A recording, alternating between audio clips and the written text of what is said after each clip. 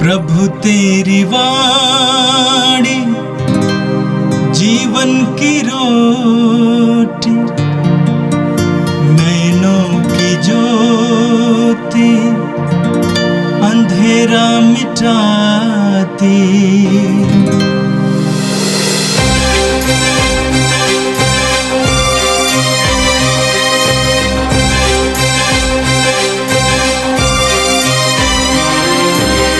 प्रभु तेरी वाणी जीवन की रोटी, नैनों की ज्योति अंधेरा मिटाती। प्रभु तेरी वाणी जीवन की रोटी, नैनों की ज्योति अंधेरा मिटाती। वाणी वाणी वाणी वाणी वाणी पवित्र है, शाश्वत है, जीवन का मन्ना है। 21 जनवरी शनिवार। पहला पाठ इब्रानियों के नाम संत पौलुस का पत्र, अध्याय 9 2 से 3 11 से 14। उन्होंने अपना ही रथ लेकर एक बार परम पावन स्थान में प्रवेश किया।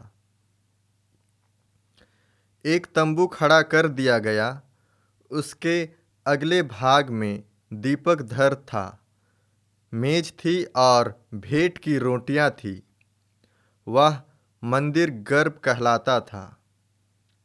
दूसरे पर्दे के पीछे का कक्ष परम पावन मंदिर गर्भ कहलाता था। मसीह हमारे भवी कल्याण के महायाजक के रूप में आए और उन्होंने एक ऐसे तंबू को पार किया जो यहूदियों के तंबू से महान तथा श्रेष्ठ है, जो मनुष्य के हाथ से नहीं बना और इस पृथ्वी का नहीं है। उन्होंने बकरों तथा भेड़ों का नहीं बल्कि अपना ही रथ लेकर सदा के लिए एक ही बार परम पावन स्थान में प्रवेश किया और इस तरह हमारे लिए सदा सर्वदा बना रहने वाला उद्धार प्राप्त किया। याजक बकरों तथा सांडों का रक्त और कलोर की राख अशुद्ध लोगों पर छिड़क देते हैं और उनका शरीर फिर शुद्ध हो जाता है। यदि उसमें पवित्र करने की शक्ति है तो फिर मसीह का रक्त, जिसे उन्होंने शाश्वत आत्मा के द्वारा निर्दोष बलि के रूप में ईश्वर को अर्पित किया था, हमारे अंतःकरण को पाप से क्यों नहीं शुद्ध करेगा और हमें जीवित ईश्वर की सेवा के योग्य बनाएगा। यह प्रभु की वाणी है। संत मार्कुस के अनुसार पवित्र सुसमाचार, अध्याय 3 वाक्य संख्या 20 से लेकर 21 तक। वे घर लौटे और फिर इतनी भीड़ एकत्र हो गई कि उन लोगों को भोजन करने की भी फुर्सत नहीं रही।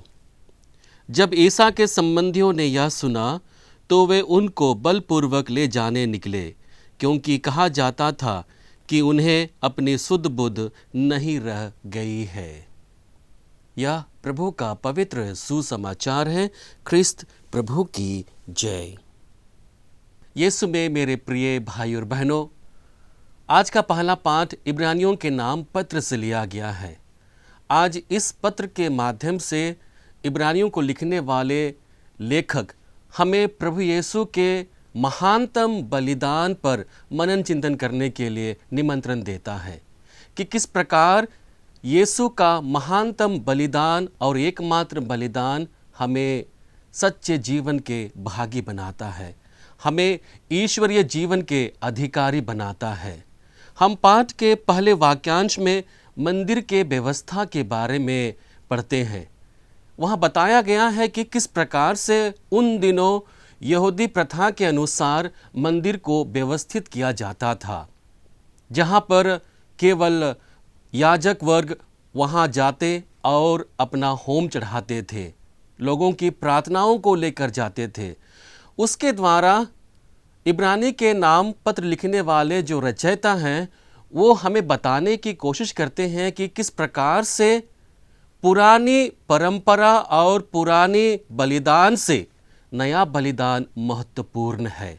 और जब हम नए बलिदान पर, जो यीशु मसीह के जीवन पर आधारित है और यीशु मसीह स्वयं उसके बलि बनते हैं, हमारे लिए महत्वपूर्ण होता है। इस पर हमें मनन चिंतन करने का एक सुनहरा अवसर देता है। हम देखते हैं वाक्य संख्या 2 और 3 में पढ़ते हैं, जहाँ पर वचन कहता है, एक तंबू खड़ा कर दिया गया था, उसके अगले कक्ष में दीपाधार था, मेज थी और भेंट की रोटियां थी। वह मंदिर गर्भ कहलाता था। दूसरे पर्दे के पीछे का कक्ष परम पावन मंदिर गर्भ कहलाता था। वहाँ धूपदान की स्वर्णमय वेदी और विधान की स्वर्ण से मढ़ी हुई मंजूषा थी। मंजूषा में मन्ना भरा हुआ स्वर्णमय पात्र था। हारून की छड़ी थी जो पल्लवित हो उठी थी और विधान की पाटियां रखी थीं। इन वचनों के साथ में पत्र के रचयिता उन दिनों के और उन समय के जो मंदिर में व्यवस्था थी उससे हमारा परिचय कराता था। पाठ के दूसरे भाग में लेखक प्रभु यीशु के महानतम बलिदान के बारे में हमें बताता है। पत्र लिखने वाले लेखक के विचारों को समझने के लिए सबसे पहले हमें 3 मुख्य बातों को समझने की ज़रूरत है। तभी हम पत्र के लिखने वाले लेखक के विचारों को हम समझने में समर्थ हो पाएंगे। पहली मुख्य बात है कि धर्म और उसकी धार्मिकता हमें ईश्वर के पास पहुंचने में मददगार होती है। जो भी हम कार्य करते हैं और जितने भी हम धार्मिक अनुष्ठान करते हैं, प्रार्थना करते हैं, उपासना करते हैं, इन सबों का मतलब क्या होता है कि हम इन सबों को करते हुए ईश्वर के सानिध्य में पहुंच सके, ईश्वर को अपने बीच महसूस कर सके। और इसलिए हम कह सकते हैं कि धर्म का सबसे बड़ा कार्य होता है लोगों को ईश्वर तक पहुंचाना। दूसरा महत्वपूर्ण बात है कि यह संसार स्वर्गिक वास्तविकता का एक प्रतिबिंब मात्र है। हम दर्शन शास्त्र में पढ़ते हैं, जहाँ पर बहुत सारे जो दार्शनिक होते हैं वे कहते हैं कि जो पृथ्वी पर जितने भी मनुष्य हैं, कार्य हैं, वस्तुएं हैं, चीज़ हैं, वे स्वर्ग की जो वास्तविक चीज़ है उसका एकमात्र प्रतिबिंब है। इसका क्रिस्तीय विचारधारा में क्या अर्थ है? क्रिस्तीय विचारधारा का तात्पर्य यह है कि हमारा जो जीवन है वो यहाँ पर क्षणिक है। अनंत जीवन के भागी बनने के लिए हमें स्वर्ग की अभिलाषा बनाए रखना है। और इसलिए हम लोग अपने जीवन में अपने कर्मों के द्वारा, विचारों के द्वारा और अन्य कार्यों के द्वारा हम स्वर्ग की ओर आगे बढ़ने की कोशिश करते हैं, जो संभवतः हमारा वास्तविक निवास स्थान है, जहाँ पर हम अनंत काल तक ईश्वर के संग में रहेंगे। और इसलिए यह कहना उचित ही है कि यह संसार स्वर्ग का प्रतिबिंब मात्र है। तीसरी महत्वपूर्ण बात है, बलिदान धर्म का अभिन्न अंग है। बलिदान पवित्रता से संबंधित होता है और पवित्रता को हम प्रायश्चित के द्वारा ग्रहण करते हैं और उन कार्यों के द्वारा जिनके द्वारा हम पवित्रता को ग्रहण करते हैं, बलिदान सर्वोपरि होता है। और इन्हीं विचारधारा को जब हम लेखक के विचारधारा से जोड़कर देखते हैं तो हमें समझने में यह आसान होता है कि किस प्रकार से लेखक यहाँ पर इब्रानियों को लिखते हुए कहते हैं कि यीशु सबसे बड़ा प्रधान याजक है, जो न केवल बलिदान चढ़ाता है बल्कि बलि के रूप में स्वयं को अर्पित करके हमें अनंत जीवन के भागी बनाता है। हम वचन में पढ़ते हैं, किंतु अब मसीह हमारे भावी कल्याण के प्रधान याजक के रूप में आए हैं और उन्होंने एक ऐसा तंबू को पार किया जो यहूदियों के तंबू से महान तथा श्रेष्ठ है, जो मनुष्य के हाथ से नहीं बना और इस पृथ्वी का नहीं है। उन्होंने बकरों तथा बछड़ों का नहीं बल्कि अपना रक्त लेकर सदा के लिए एक ही बार परम पावन स्थान में प्रवेश किया और इस तरह हमारे लिए सदा सर्वदा बने रहने वाला उद्धार प्राप्त किया है। याजक बकरों तथा साढ़ों का रक्त और कलोर की राख अशुद्ध लोगों पर छिड़काता है और उनका शरीर फिर शुद्ध हो जाता है। यदि उसमें पवित्र करने की शक्ति है, तो फिर मसीह का रक्त, जिसे उन्होंने शाश्वत आत्मा के द्वारा निर्दोष बलि के रूप में ईश्वर को अर्पित किया, हमारे अंतःकरण को पाप से क्यों नहीं शुद्ध करेगा और हमें जीवंत ईश्वर के सेवा के योग्य बनाएगा। अपने इन कथन के साथ पत्र के रचयिता हमारे सामने दो महत्वपूर्ण बातों को रखना चाहते हैं। पहली बात है, यीशु का बलिदान इन बलिदानों से कहीं अधिक बड़ा और प्रभावशाली था। हम लेवी ग्रंथ अध्याय 16 वाक्य संख्या 15 और वाक्य संख्या 21 से 22 के बीच में पढ़ते हैं, जहां पर हमें दो तरह के बलिदान के बारे में सुनने को मिलता है।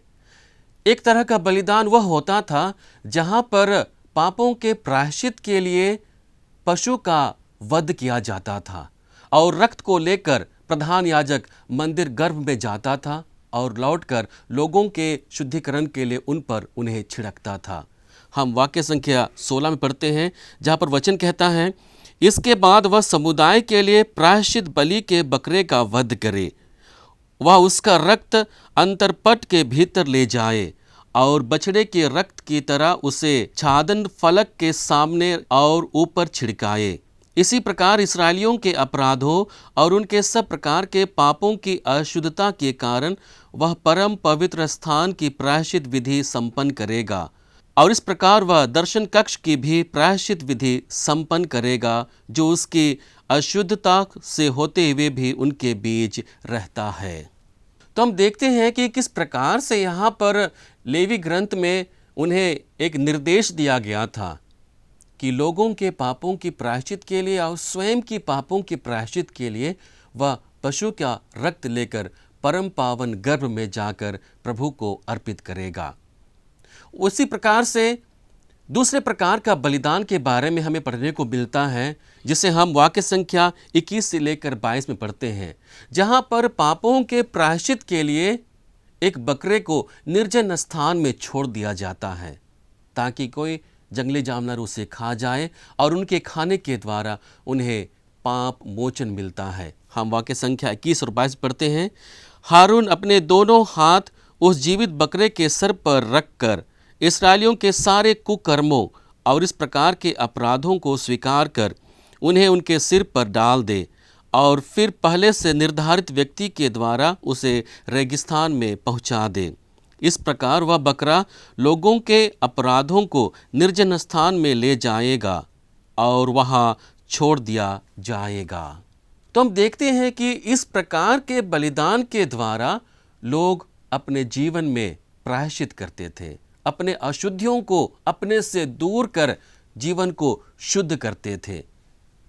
और इसलिए यहाँ पर इस पत्र के रचयिता हमसे कहना चाहते हैं कि इस प्रकार के बलिदान से सबसे बड़ा बलिदान प्रभु का बलिदान है और सबसे बड़ा प्रभावी भी है। दूसरा महत्वपूर्ण बात है और वह है कि यह जो नया तंबू है वह सचमुच में लोगों को ईश्वरीय सानिध्य में लाने के लिए मदद करता है। हम संत यूहन्ना के सुसमाचार अध्याय 14 वाक्य संख्या 9 में पढ़ते हैं, जहाँ पर प्रभु लोगों से कहते हैं, जिसने मुझे देखा है उसने पिता को देखा है। इसका कहने का मूल कारण यह है कि प्रभु के द्वारा ही ईश्वर की अनुभूति हमें प्राप्त हो सकती है। प्रभु के द्वारा ही हमें ईश्वरीय सानिध्य मिल सकता है और इसलिए यह कहना उचित है कि प्रभु के बलिदान में वह बल है, प्रभु के बलिदान में वह शक्ति है जो हमें ईश्वर के समीप लेकर आता है, हमें ईश्वर के सानिध्य के भागी बनाता है, हमें ईश्वर के नज़दीक लेकर आता है और इस प्रकार हम उस शुद्धता को प्राप्त करते हैं जिसे प्रभु यीशु ने अपने मृत्यु के द्वारा हमें दिया है। यीशु में मेरे प्रिय भाई और बहनों, प्रभु यीशु का बलिदान इतना महान क्यों है? इसमें ऐसी कौन सी महानता है जिसको लेकर पत्र के रचयिता कहते हैं कि पहले के बलिदान से प्रभु यीशु का बलिदान सबसे महत्वपूर्ण है, सबसे प्रभावशाली है। प्रभु के बलिदान की महानता 3 बातों में निहित है। पहली बात है कि प्राचीन बलिदान मनुष्य को औपचारिक अशुद्धता से शुद्धता की ओर लेकर जाता था, वहीं यीशु का बलिदान उसकी आत्मा को शुद्ध करता है। कहने का तात्पर्य यह है कि जो पहले का जो बलिदान था वह संभवतः नियम से संबंधित था और कर्मकांड था, और उसको पूरा करने के बाद व्यक्ति अपने आप को ईश्वर के सानिध्य के पास लेकर जा सकता था, लेकिन अपने अशुद्धता के कारण वह ईश्वर को अपने से दूर देखता था। कहने का तात्पर्य यह है कि अपने कर्मकांड के द्वारा वह अपने आप को शुद्ध बना सकता था, लेकिन सचमुच में वह शुद्ध नहीं होता था, वह औपचारिक बन जाता था। औपचारिक रूप से वह अशुद्धता से शुद्धता की ओर जाता था। वहीं दूसरी ओर यीशु का बलिदान उसकी आत्मा को शुद्ध करता है। दूसरा महत्वपूर्ण बात है, यीशु का बलिदान अनंत मोचन लेकर आया। हम वाक्य संख्या 12 में पढ़ते हैं, जहाँ पर पत्र के रचयिता कहते हैं, उन्होंने बकरों तथा बछड़ों का नहीं बल्कि अपना रक्त लेकर सदा के लिए एक ही बार परम पावन स्थान में प्रवेश किया और इस तरह हमारे लिए सदा सर्वदा बने रहने वाला उद्धार प्राप्त किया है। प्रभु यीशु के बलिदान के द्वारा जो उद्धार हम लोगों को प्राप्त होता है वो अनंत जीवन तक बने रहने वाला उद्धार है। वह उन याजकों के बलिदान जैसे नहीं था जिसे संभवतः हर एक वर्ष दोहराया जाता था, हर एक वर्ष फिर से किया जाता था, लेकिन यहाँ पर प्रभु यीशु अपना स्वयं का रक्त लेकर एक ही बार अनंत काल के लिए हमें अनंत जीवन के भागी बनाया। जिस प्रकार से गुलामी से बचने के लिए हमें मूल्य चुकाना होता है और मूल्य चुकाने के बाद एक व्यक्ति गुलामी की दास्ता से मुक्त हो जाता है, ठीक वैसे ही जो पहले की विधि व्यवस्था थी, लोग अपने पापों के प्रायश्चित के लिए मूल्य चुकाते थे, जानवरों के रक्त के द्वारा अपने को शुद्धता की ओर लेकर जाते थे। वहीं दूसरी ओर प्रभु यीशु अपने स्वयं के बलिदान के द्वारा हमें अनंत काल के लिए मुक्त कर दिया। तीसरा महत्वपूर्ण बात है कि प्रभु यीशु का बलिदान एक व्यक्ति को मृत्यु के कर्मों को छोड़कर जीवित प्रभु के सेवक बनने में सक्षम बनाता है। हम वचन में पढ़ते हैं, तो फिर मसीह का रक्त जिसे उन्होंने शाश्वत आत्मा द्वारा निर्दोष बलि के रूप में ईश्वर को अर्पित किया, वह हमारे अंतःकरण को पापों से क्यों नहीं शुद्ध करेगा और हमें जीवंत ईश्वर की सेवा के योग्य बनाएगा। प्रभु के बलिदान में इतना सामर्थ्य है, प्रभु के बलिदान में इतना बल है, जहाँ पर हम मृत्यु के कर्मों को परित्याग कर जीवंत ईश्वर के साक्षी बनते हैं, उसी जीवित ईश्वर के कार्यों को करने लगते हैं जिनके द्वारा हम अनंत जीवन के भागी बनते हैं। उसी प्रभु के हम सेवक बनते हैं। और सेवक हम कैसे बनते हैं? प्रभु यीशु के महान बलिदान के द्वारा हम जीवित प्रभु के सेवक बनने के सक्षम बनते हैं। यीशु में मेरे प्रिय भाई और बहनों, प्रभु यीशु का महानतम बलिदान का यह परिणाम है कि हम अपने जीवन में संतुलित जीवन जीने के काबिल बनते हैं। हमारे जीवन में सामंजस्य बना रहता है। एक और हम देखते हैं कि लगातार हम सांसारिकता के प्रभाव में रहते हैं, सांसारिकता हम पर हावी होने लगती है, लेकिन दूसरी ओर हम देखते हैं कि यीशु हमारा बल बनकर हमारा पथ प्रदर्शन करता है। यीशु के द्वारा ही हम इसका सामना करने में सक्षम बन पाते हैं। और यदि हम अपने जीवन में यीशु को अपना ढाल मानते हैं, यीशु को अपना गुरु मानते हैं, यीशु को अपना गडेरिया मानते हैं, तो हमारे जीवन में सामंजस्य आ जाता है और हमारे जीवन में संतुलन आ जाता है। हम इस जीवन को जीते हुए हम स्वर्गिक जीवन की कामना कर पाते हैं। इस जीवन को जीते हुए हम अनंत जीवन के भागी बनने के लिए हम कल्पना करते हैं और उसकी ओर लगातार आगे बढ़ते हैं। आज के सुसमाचार में भी हम प्रभु यीशु के संतुलित और सामंजस्यपूर्ण को देखते हैं, क्योंकि वह लगातार अपने पिता से जुड़ा हुआ था और पिता के कार्यों में अपने आप को लगा देता है। इसका परिणाम क्या होता है कि वह सेवा कार्य में आगे बढ़ने लगता है। हम यहाँ पर दो तरह के लोगों की प्रतिक्रिया देखते हैं। पहले भाग में हम लोग देखते हैं कि लोगों की प्रतिक्रिया आती है। लोग संभवतः प्रभु में एक ऐसे जीवन को देखा जिसकी वे इस जीवन में कल्पना नहीं कर सकते थे। उन्हें चंगाई मिली, उन्हें प्रभु का जीवंत वचन मिला, उन्हें ईश्वर का सानिध्य मिला, और इसका परिणाम क्या हुआ कि वे भीड़ के भीड़ प्रभु के पास आते हैं। और वचन कहता है कि उन्हें भोजन तक करने की भी फुर्सत नहीं रही। वह दूसरी ओर हम परिवार वालों की प्रतिक्रिया देखते हैं जो संभवतः यीशु को पागल करार देते हैं।